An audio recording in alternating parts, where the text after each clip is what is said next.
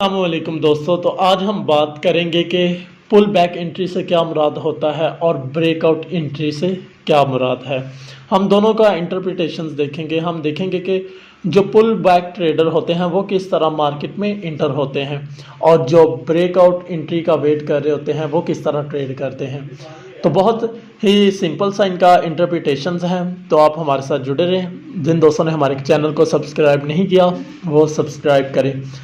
तो दोस्तों सबसे पहले हम पुल बैक एंट्री वाले ट्रेडर को डिस्कस करते हैं और हम देखते हैं कि पुल बैक एंट्री से क्या मुराद होता है। बहुत ही इसका सिंपल सा इंटरप्रिटेशंस है।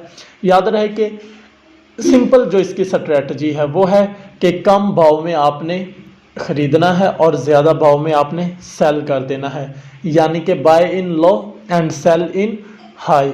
कोई भी आप बिज़नेस करते हैं तो कोई भी अगर आप चीज़ ख़रीदते हैं उस बिज़नेस में, तो आप क्या काम करते हैं, आप सबसे पहले आपका ये फोकस होता है, आपकी जो कंसंट्रेशन होती है इसी चीज़ के ऊपर होती है कि आया कि मुझे प्रॉफिट किस चीज़ में होगा, मैं किस भाव में इसको ख़रीदता हूँ तो मुझे फ़ायदा है, या किस भाव में मैं फिर इसको सेल करूँगा तो मुझे फ़ायदा होगा। तो बहुत इसका सिंपल इंटरप्रिटेशन है कि आपने ऑलवेज़ क्या करना है, buy in low and sell in high. कम भाव में ख़रीदना है और ज़्यादा भाव में आपने सेल करना। मैं आपको चार्ट के ऊपर भी लेके चलूँगा, लेकिन सबसे पहले आप इधर थोड़ा सा फोकस करें। मैं आपको एक एग्जांपल से समझाना चाहता हूँ। चलें ऑनियंस की बात करते हैं। मिसाल के तौर पर हमारे इधर मार्केट में क्या होता है, ये सपोज करना है, ये आपको समझाने के लिए। ऑनियंस की प्याज की बात मैं करने लगा हूँ कि लेट्स सपोज के जो ऑनियंस की प्राइस है ना, वो कह लें कि 20 रुपये से 150 तक, 150 रुपये तक जाती है। इसकी रेंज में ऑलमोस्ट ये सर्कुलेट करता है। इसकी जो सर्कुलेशंस है प्राइस की वो 20 रुपये से लेकर 150 रुपये तक सर्कुलेट होती है। अच्छा, स्टार्टिंग पॉइंट जो इसका है 20 रुपये है और इसकी जो लास्ट है, इसका ऑल टाइम हाई वो कितना है, 150 रुपये। चले मानो कि अब ये मार्केट में ऑनियंस की प्राइस चल रही होती है 70 से 80 रुपये।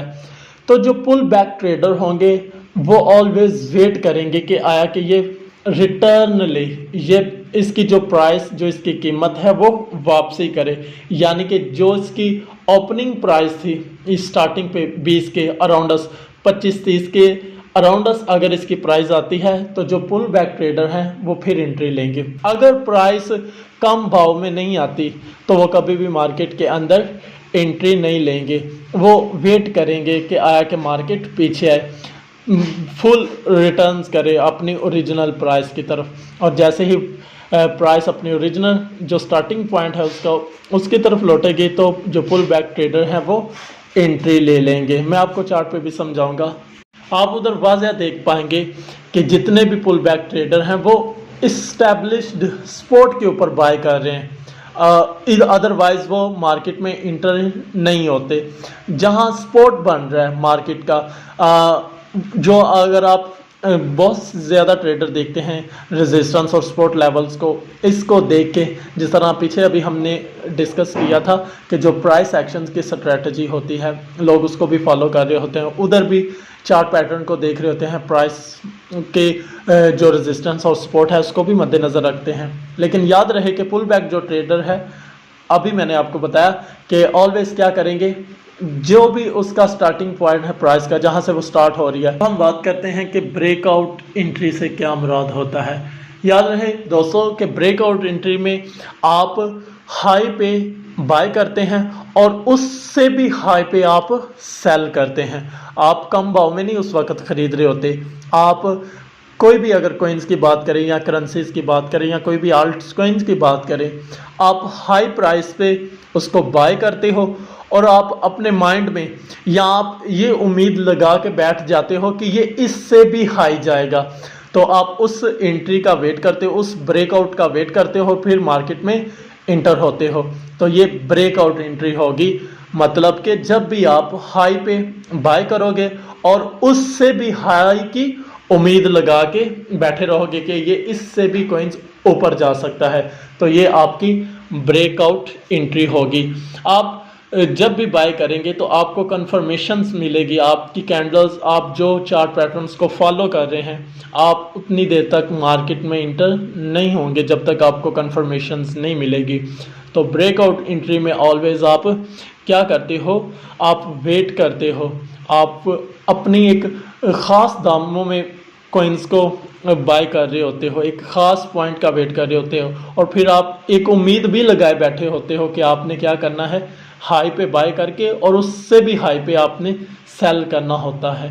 ठीक है दोस्तों, तो ये ब्रेकआउट एंट्री होती है। तो चलो बढ़ते हैं हम अपने चार्ट की तरफ। वहाँ मैं आपको समझाता हूँ कि किस तरह जो मार्केट है उसकी मूवमेंट हो रही होती है और पुल बैक और ब्रेकआउट ट्रेडर किस तरह मार्केट में एंटर होते हैं। तो दोस्तों मैंने ये एक चार्ट ओपन किया है, आपको नज़र आ रहा होगा। तो अगर हम देखें लेफ़्ट हैंड साइड से तो मार्केट पहले थोड़ा सा नीचे थी, फिर आहिस्ता आहिस्ता ऊपर की तरफ बढ़ रही है, फिर उसके बाद मार्केट नीचे आ रही है, फिर वहाँ उसने अपनी स्पॉट को कैम किया, फिर उसके बाद क्या हुआ कि मार्केट फिर अगेन से ऊपर जाना स्टार्ट होगी, जस्ट ओनली बायर्स की कमोडिटी की वजह से। उसके बाद फिर मार्केट नीचे आई, फिर ऊपर जा रही है। अच्छा, यहाँ क्या हो रहा है, यहाँ जो भी करेंसीज है वो अपनी एक इस्टेब्लिश्ड स्पॉट कायम कर रही है, वो अपनी स्पॉट को कायम कर रही है। और पुल बैक जो ट्रेडर मैंने अभी बताया था कि वो जब भी मार्केट में इंटर होंगे तो वो जितनी भी ओपनिंग प्राइस होती है कोई भी कोइंस की, जो भी उसकी ओपनिंग प्राइस होगी, तो जो पुल बैक एंट्री होगी वो कहाँ पे होगी, इस्टेब्लिश्ड स्पॉट के ऊपर। ये मैंने एक नीचे लाइन लगाई है। तो जो पुल बैक ट्रेडर हैं वो ऑलवेज कहाँ मार्केट में इंटर होंगे, जब भी कोई भी कोइंस अपनी ओरिजिनल जो उसकी करंट वैल्यू होगी, ओरिजिनल जहाँ से वो स्टार्ट हो रहा होता है। मैंने आपको ऑनियंस की एग्जांपल दी थी कि अगर 20 से 150 के दरमियान वो उसकी प्राइस रेंज करती है 70-80, तो पुल बैक ट्रेडर्स कभी भी मार्केट में इंटर नहीं होंगे, वो उसी वक्त मार्केट में इंटर होंगे जब ऑनियन की प्राइस 20 या 25 के दरमियान होगी। ठीक है, तो इसी तरह अब इधर मार्केट में भी क्या होता है कि जब तक कॉइन की वैल्यू इस्टेब्लिश्ड स्पॉट के अराउंड अस नहीं आती, तो जो पुल बैक ट्रेडर हैं वो मार्केट में इंटर नहीं होते, वो मार्केट में कभी भी एंट्री नहीं लेते। तो ये एक और हमारे पास सेकंड सिनेरियो है। तो यहाँ पर हम देखते हैं कि जो ब्रेकआउट एंट्री है, जिस तरह मैंने आपको पीछे बताया कि आप ब्रेकआउट एंट्री में क्या करते हैं कि आप हाई पे बाय करते हैं और उससे भी हायर पे आप सेल करना चाहते हैं, यानी कि आप कम भाव में नहीं खरीदते, ज़्यादा भाव में खरीदते हो और उससे भी ज़्यादा भाव की उम्मीद लगा के बैठे होते हो कि मैंने उससे भी ज़्यादा सेल करना। जितने भी ब्रेकआउट एंट्री वाले ट्रेडर होते हैं वो क्या करते हैं कि जो उनकी इस्टेब्लिश्ड रेजिस्टेंस है उसका वेट करते हैं। अगर कैंडल्स उनके इस्टेब्लिश्ड रेजिस्टेंस को ब्रेकआउट नहीं करती तो वो मार्केट में इंटर नहीं होते, और वो एक कह लें कि उनके एनालिसिस, उनके स्ट्रेटजीज के वो अकॉर्डिंग चलते हैं। अगर उनकी स्पॉट जिस तरह ये देखें ना, मार्केट पहले ऊपर की तरफ जा रही, फिर डंप ले रही है, फिर पंप किया उसने, फिर मार्केट ने, यानी कि साइड बाय साइड जिस तरह मार्केट चल रही है। अब जो ब्रेकआउट ट्रेडर हैं उन्होंने क्या वेट किया कि इस्टेब्लिश्ड रेजिस्टेंस ब्रेकआउट हो, और जो दूसरी तरफ फुल बैक एंट्री वाले ट्रेडर हैं उन्होंने क्या सोचा कि जो इसकी स्पॉट लेवल है वो ब्रेकआउट होना चाहिए।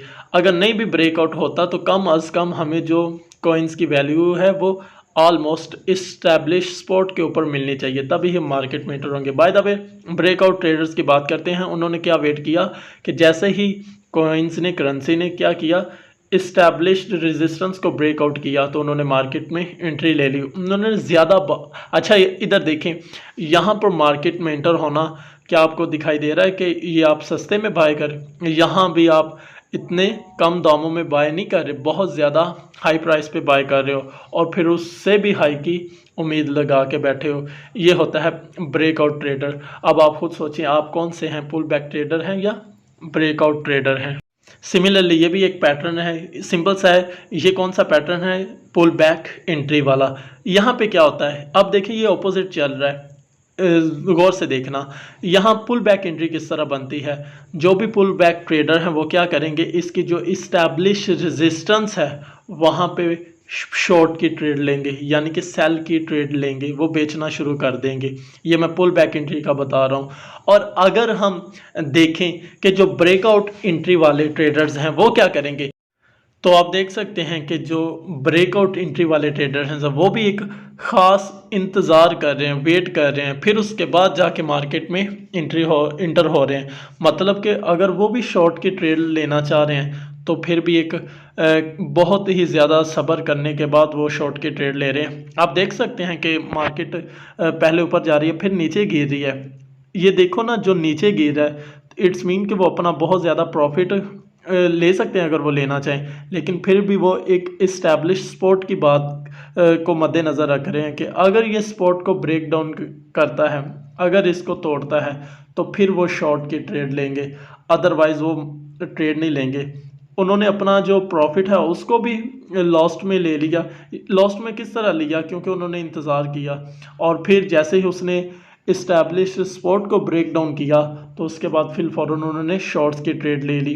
उन्होंने अब क्या सोचा कि इसके बाद भी मार्केट मज़ीद गिरेगी। जिस तरह उन्होंने उस वक़्त क्या किया था, हाई में बाय किया था और उससे भी हायर पर सेल किया था। अब सेम उसके ऑपोजिट क्या हो रहा है कि वो लो में बाय कर रहे हैं और उससे भी लो में वो बेनिफिट लेना चाह रहे हैं। ये थे ब्रेकआउट एंट्री वाले ट्रेडर्स। अब आप खुद सोचिए आप कौन से हैं, पुल बैक ट्रेडर हैं या ब्रेकआउट एंट्री वाले ट्रेडर हैं। तो ये दोनों की स्ट्रैटेजी हैं, दोनों ट्रेडर किस तरह काम करते हैं। तो मैं फिर आपको रिवाइज़ कर देता हूँ कि जो पुल बैक एंट्री वाले ट्रेडर हैं वो क्या करते हैं कि लो पे बाय करते हैं और सेल इन स्ट्रेंथ ज़्यादा पे सेल कर देते हैं। और जो ब्रेकआउट एंट्री वाले ट्रेडर्स हैं वो क्या काम करते हैं कि हाई पे ही बाय करते हैं और हाई पे ही सेल कर देते हैं। और अगर वो लो पे शॉर्ट्स की ट्रेड लें तो फिर वो उससे भी ज़्यादा शॉर्ट्स के ऊपर प्रॉफिट अपना बुक करते हैं। तो होपफुली आपको कुछ ना कुछ तो समझ में आया होगा। तो keep supporting, keep watching. Thank you so much guys. फिर मिलते हैं नेक्स्ट वीडियो में, तब तक अब दुआ में याद रखना। अल्लाह हाफिज़।